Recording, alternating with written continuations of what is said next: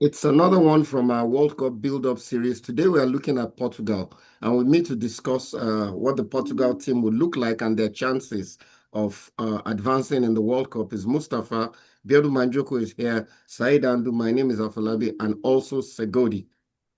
Okay, so Portugal, they don't have a true number nine, but that's not so important because they've got a creative midfield with Vitinha, with Fernandez, with Diaz, and who's the other guy? João Neves And also of Neves. PSG. Yeah, Neves. So they're funny because they have a Yeah, possession. Neves. They have a possession. What you call it? What is it? They have a pivot, but their pivots aren't CDMs. Neves and Vitinha are the pivots, and those are the creative guys, and they sit back. And Fernandez and who's the other one? Fernandez and the one who plays for City. Is Silva, it Diaz? Silva, Silva. Silva. Fernandez and David Silva. Silva.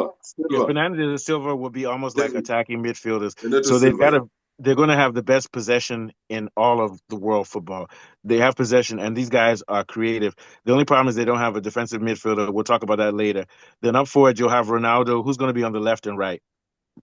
No, Yeah, Ronaldo will be the false nine. Emerson Leo and Bernardo Silva most Yeah. likely. So they don't have anybody who's going to score. Like they don't have a super finisher, but with those guys together, they'll have combined attack and score. And you're going to see with especially with Vitinha and Neves and with Silva and Fernandez, these guys, you don't need a number nine when you have these guys. These guys will create goals. The only problem is they're going to be susceptible to the counter attack. Now they're going to use a 3-3-4. They're going to bring Dallo, who's their left. I think Dallo's their right fullback, right? Their Yeah, right fullback. yes. They're going to bring him to the midfield to provide a defensive support and have three people in the back, which is okay because they have good defenders. I'll probably will talk more about their defenders. But the problem I'm wondering with this team is they don't have a defensive midfielder. And also, all of their players are creative, but they don't have any physical players. So if they meet a team that's physical like France, France could probably out. Even though France has good creative midfield. France has the most balanced midfield. They have good creative, they have good CDM, and they have good what you call it possession. But like I said, Portugal has probably the best possession, but it might be too much possession, not enough physicality, and not enough of a CDM to go all the way. I think they can go to the semifinals. I even think they can win the World Cup, but they have to deal with that issue. And if they meet a team like Spain, Spain can go toe to toe with them in the midfield and overload them and give them problems since they only use three defenders back. They're going to move Dallo forward, so Spain can beat them on the flank. So I have Portugal ranked as number three, but they can win this World Cup. What are your thoughts, Afolabi? Yeah, you're absolutely right. I think the where their strength is in the midfield. You rightly mentioned Vitinha. I mean, Vitinha was the MVP of the finals yesterday. I mean, I was talking to Biodo. I mentioned that he has 222 line breaking passes. He has outrageous statistics in Europe in the midfield this time around.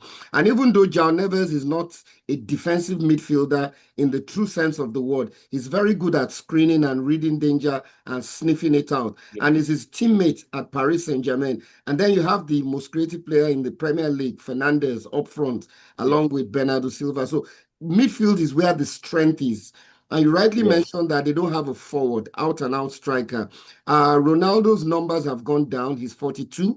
He's finishing in the box. Maybe still very good, but not elite anymore. He can press, he can cover large distance and counter press and all those things.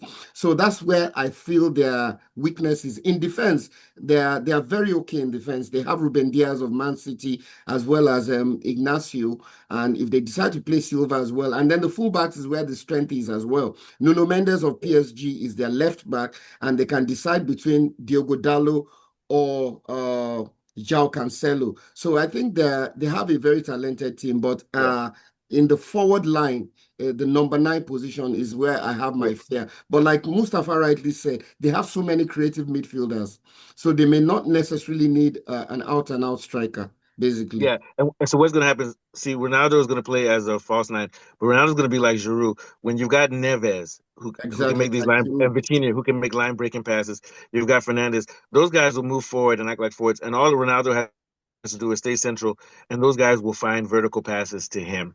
So it's just a matter of him finish. But what I'm worried about is that in their midfield, all of their midfield are good at counter pressing. Neves is good at counter pressing. Vitinha is good at counter pressing.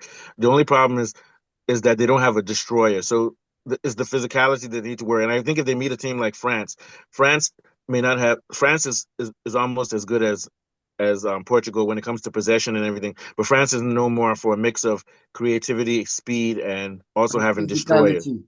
And physical. Spain has is the most technical midfield, and Spain has technicality, but they don't have physicality. So it's like chess. Each of these teams plays each other differently, but it's the physicality that I'm worried about, and also the fact that they're going to have to bring in Dallo to bring him forward to help in the midfield, which can cause troubles against a team like France with Mbappe and with Desiree Doué with their speed. So they may not have a lot of speed. I'm not saying that they can't beat France, but I mean Portugal is a delicate team. They're more technical than France, but they're a delicate team. And if you can find speed or you can bully them in the midfield, it can affect them a little bit. What do you think, Bearden? Yeah,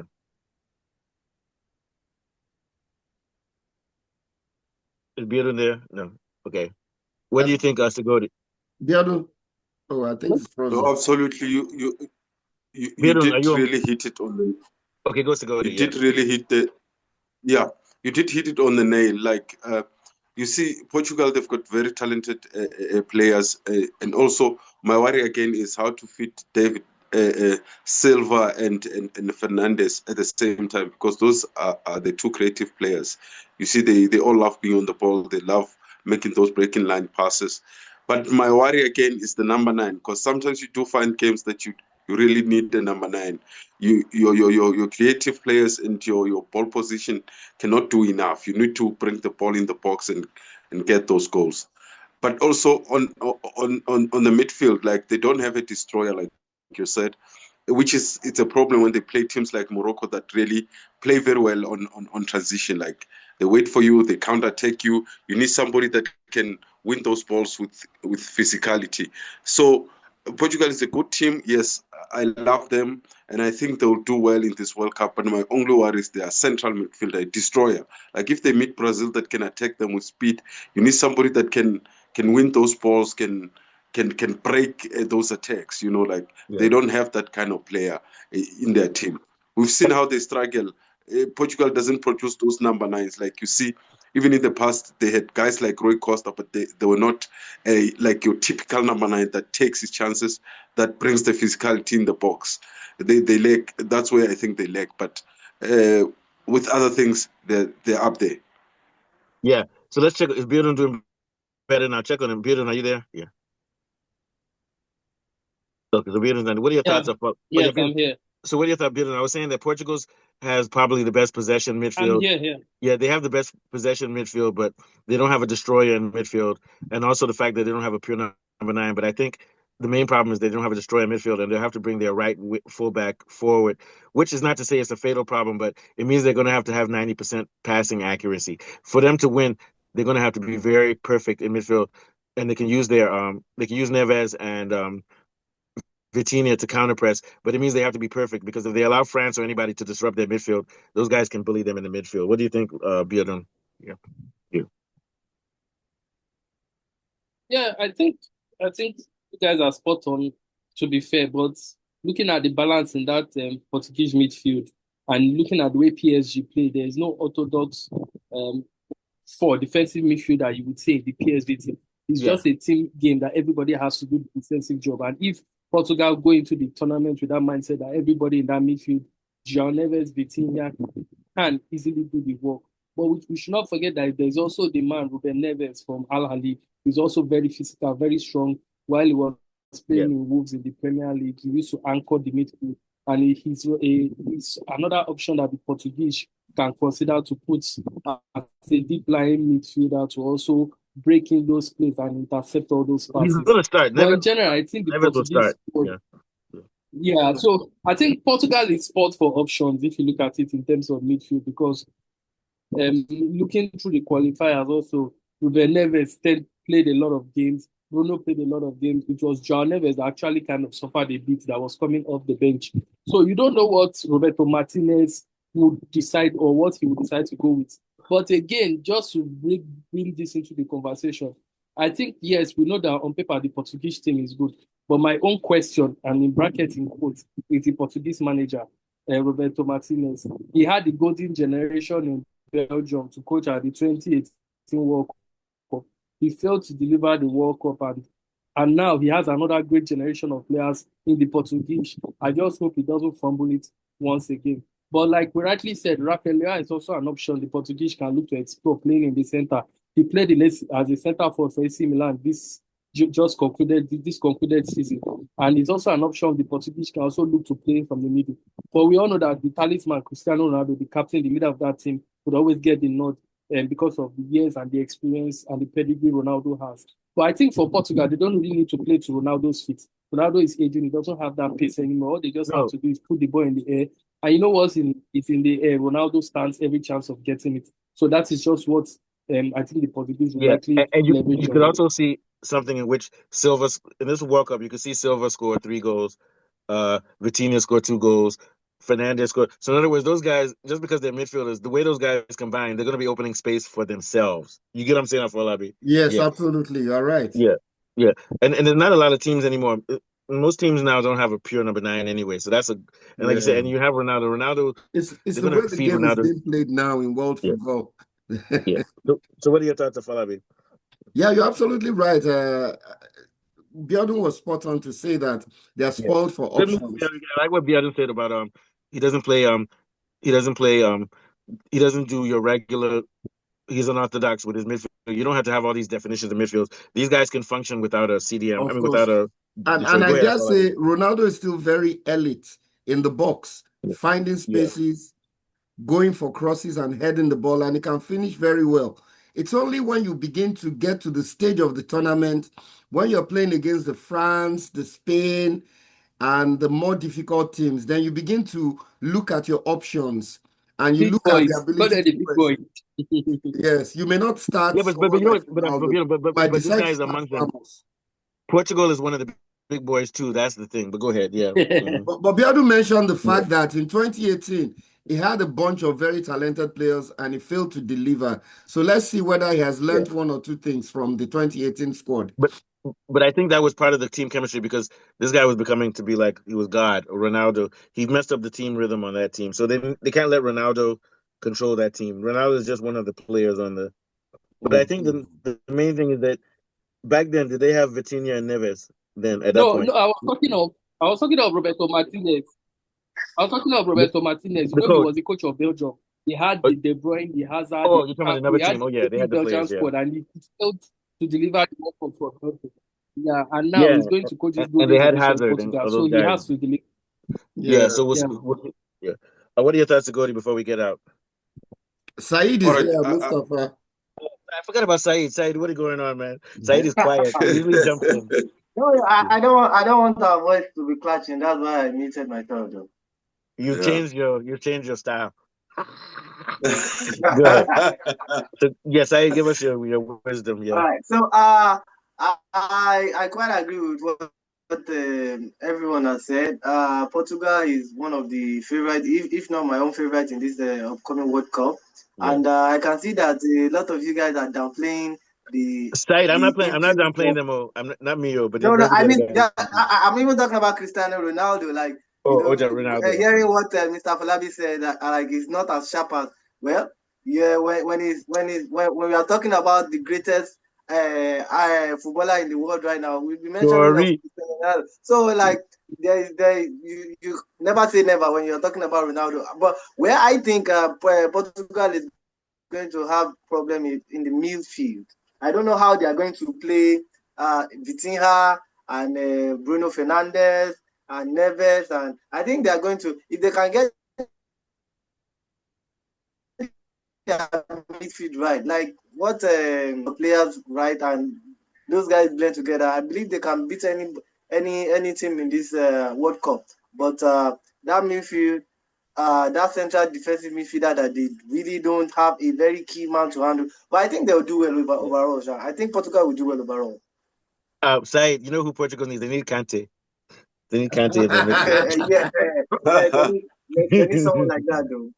Well, I don't think they'll be having any problem qualifying in their group. They have no, they're making the semifinals. They may struggle against Congo a little bit. Against Congo, they'll struggle a little bit.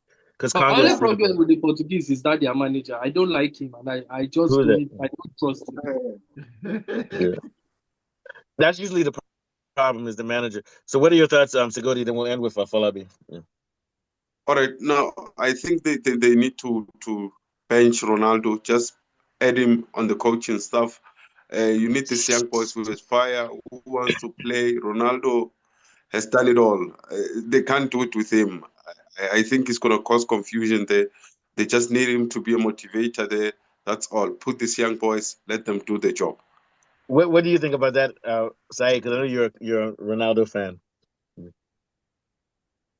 No, like I said, he's going to do well. He need the World Cup. You know, it's just something that's the cup he has not gotten, and he's really But you know going what? That after means it. he has to play like Gary Lineker. He has to become somebody who just stays in the middle, like Giroud. Stay there and just finish off if those guys get the ball to you, man.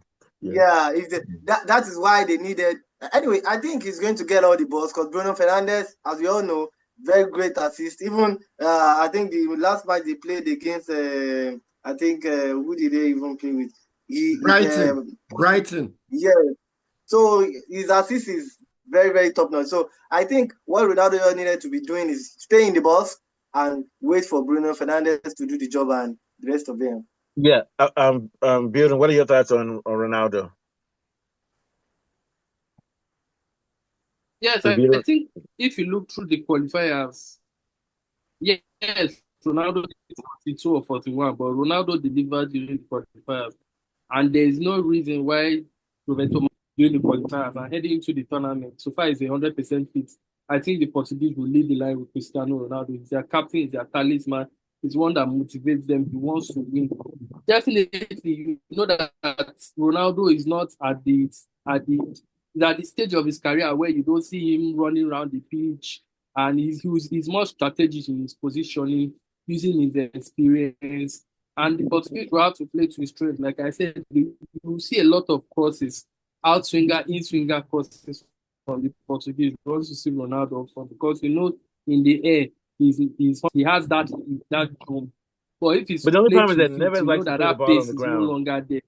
Vitinha likes to play the ball on the ground, and Neves. That's the only thing they like playing on the ground. But we'll see. Yeah. So that is the way the PSG played. The strength of Dembele. Dembele likes the ball to the feet, but Ronaldo likes the ball in the air. So they will have to. And if you look at what they've been doing in qualifiers, they've actually not been playing.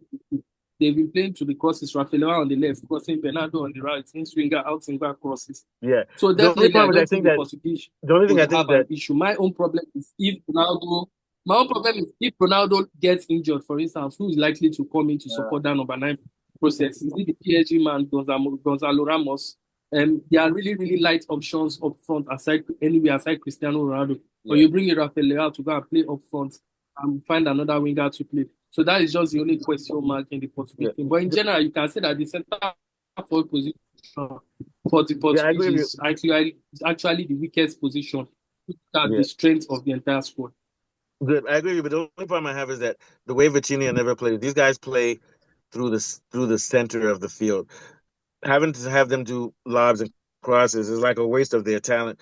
And this team can score on the ground with their guys. But I see what you're saying. What do you think of Falabi? Yeah, I'm with Beldo on this. First of all, the Portuguese coach does not inspire confidence. If we had someone, I think Portugal needs a Spanish coach. If we had someone like Luis Enrique coaching this Portuguese team, I'd say they win the World Cup because, I mean, with this kind of talent, he's spoiled for choice. But like you rightly mentioned, if Ronaldo is injured, who then takes the responsibility of the number 9 position? Maybe Emerson Leao. They still have the likes of Pedro Neto on the bench. They have a lot of talented players on the bench that won't even make the starting 11. But Ronaldo is still very useful. And like Beldo said, they will play to his strengths. Bruno Fernandes knows the kind of balls he likes. So he's going to be chipping a lot of balls into the box, as well as Bernardo Silva and stuff like that. So I think in the easier games, Ronaldo will start.